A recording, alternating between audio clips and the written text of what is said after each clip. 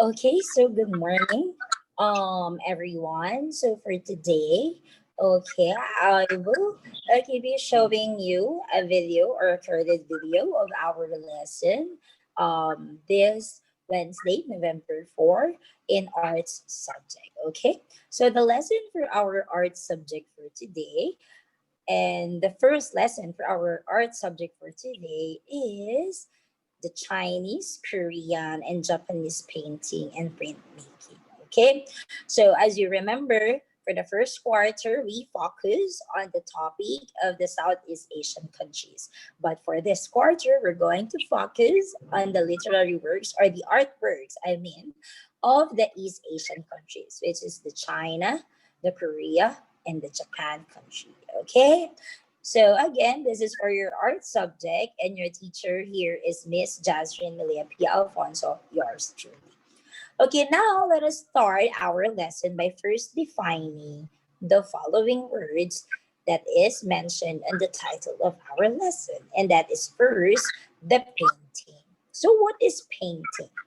Okay, according to the slide, it is the practice of applying paint, pigment, color, and other medium to a solid surface. So, what is this solid surface? So, these are papers, walls, and canvas. Okay, and other solid surface where you can put paint or different colors or pigments. Okay, it is also applied to the base with a brush. So you use brush, okay, when you are painting, but other implements such as knives, sponges, and airbrushes can be used also.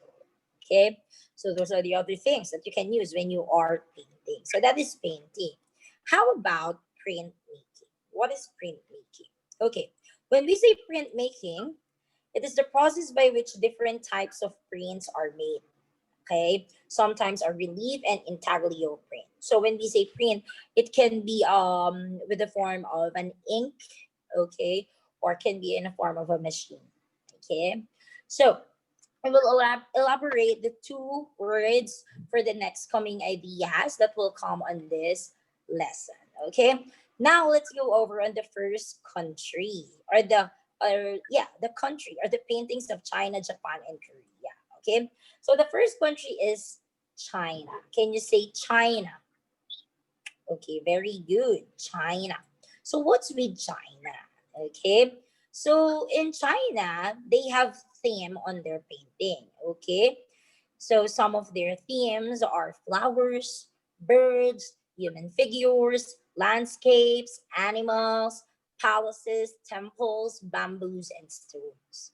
Okay, so as you can see, it's more of a nature and more of the human um humanity. Okay, the nature and the human. So what are the facts when it comes on Chinese paintings? Okay, so Chinese arts expresses the human understanding of the relationship between nature and human. That is why their themes are more of the flowers, the birds, the human, because there's this understanding or human understanding of the relationship between the nature and human, and they express it through Chinese arts. Okay, what else? So, other than that, okay, sorry, that is not included on the slide. So, we also have here that an information that painting of the Chinese is closely related to the calligraphy among Chinese people. So, as you can see on the picture, that is Chinese calligraphy. And also on the picture, there are flowers, there are plants. Okay, so they are telling us that Chinese painting, okay, are more of calligraphy side. Okay, next. So here are the samples of the Chinese painting. So as you can see on the first picture, there's a person under a tree. Okay, there's a bird in the second picture and a fruit. On the third picture or painting, there are lots of trees. Okay, and also on the last picture, it's not that clear, but I think there's also people and nature. Okay, that's why it is said that they expresses their arts are more of the expression of the human understanding and the relationship of nature and human. Okay, so that is about China. Chinese painting. Now let's go over to Korea. So annyeonghaseyo, this is Korea. Let us now know what are the different information about the arts or paintings or making in Korea.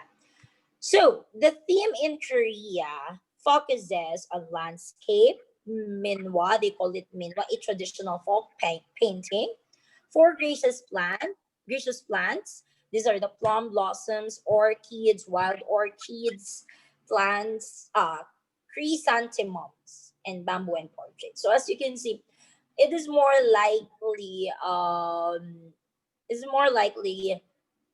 the same with the Chinese, right? But they have this specific plants, okay, that they focus on their painting or printmaking.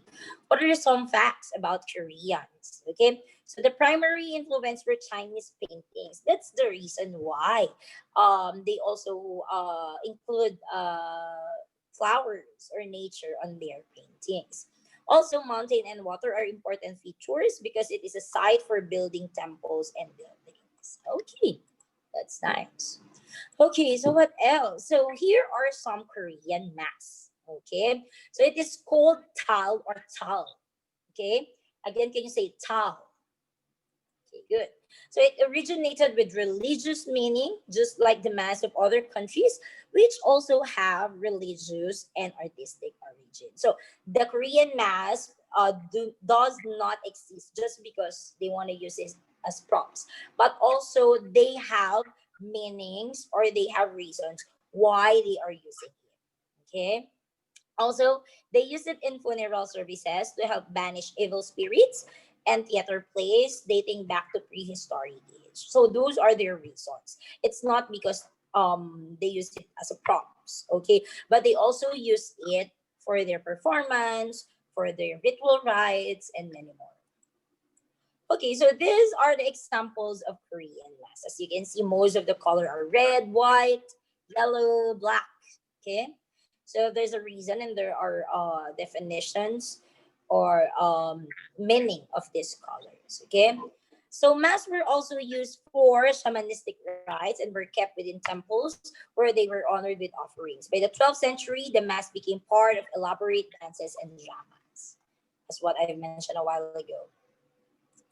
Okay, so that is Korean mass. And these are the meaning of the following colors. Okay, so what are the roles of colors in Korean mass? So if the mass has black, red, and white, it means bright and vibrant colors that help establish the age and race of the year.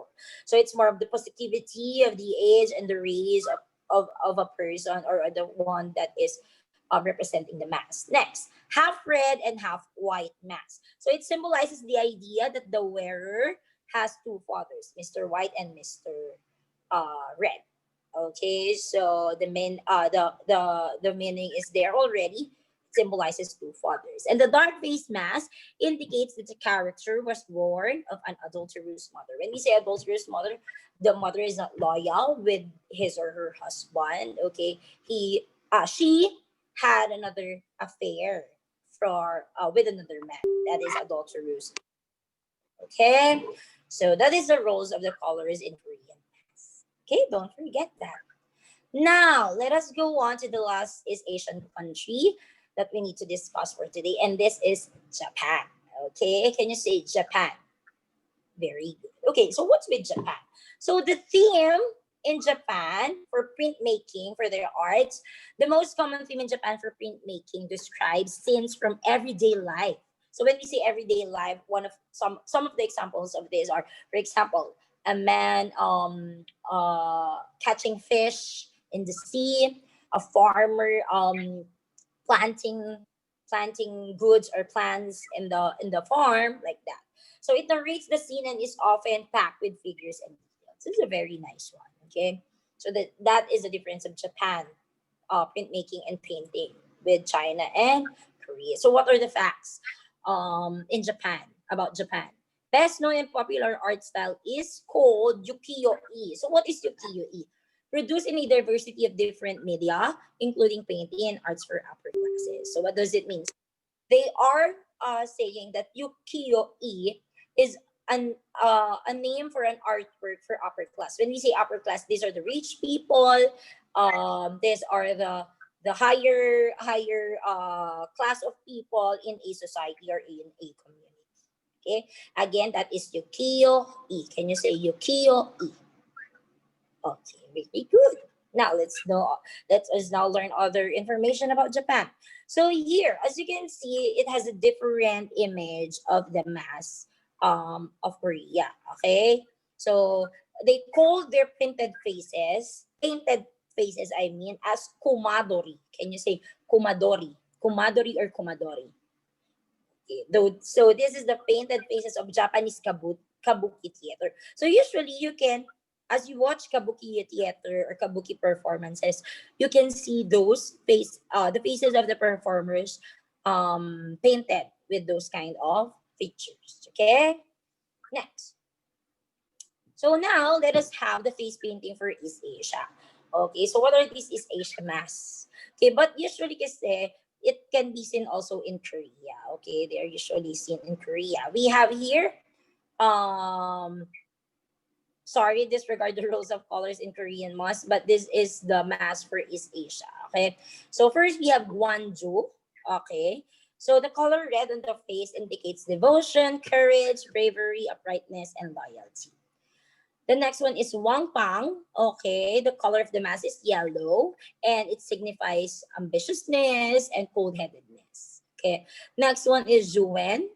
So the color of the mask is green and it tells the audience that the character is not violent and he is ready to help. He or she is ready to help because he also he is not self-centered like that. Okay, okay, he is not impulsive. He is not violent. Next, we have here Shang Fei. Okay, Shang Fei is a black feature mask. Okay, so black symbolizes roughness and fierceness. So a black face also indicate either a rough or bold character or impartial and selfless personality. It means that he or she doesn't prioritize his or herself. Okay. Next, Lian po. It's a color purple mask. Okay, it's not that black. So it means uprightness and cool-headedness, while a reddish purple face indicates a just and noble character. The next cow cow, the white face, it's a more of white face. It suggests trickery, suspiciousness, and craftiness. It is common to see the white face of the powerful villain on the stage. So it's more of a villain. Okay, a villain on a stage, more of suspiciousness like that. Next, Jianggan. I think this is the last one. It is the clown or Chu in Chinese opera. Okay, has special makeup patterns called Shao Hulian. Okay, the petty painted face. So I think this is more of the funny side or the clown side of a Chinese opera. Okay, so for the last part or the last note for this lesson, always remember that gold and silver colors are usually used for gods and spirits. Okay, again, the gold and silver colors are only used for gods and spirits. Okay, so if you have question, you can message Miss Jazz. Okay, so to clarify the information. Okay, so that we can talk about it on our synchronous class. And if you don't have, let us review. Okay, you can get your whiteboard and marker. You can write C for Chinese, K for Korean, J for Japanese for the following numbers. It will be up to you. I will not include in the video this part, okay? I mean the time on answering this part, but you can pause the video and answer each question. Okay, we have I think 1, 2, 3, 4, 5, 6, 7, 8, 9, 10 questions only. Okay. Then afterwards, if you're done, you can answer your module. You can answer review activity number 1, page 35 for 5 to 10 minutes, but it's up to you if you have time.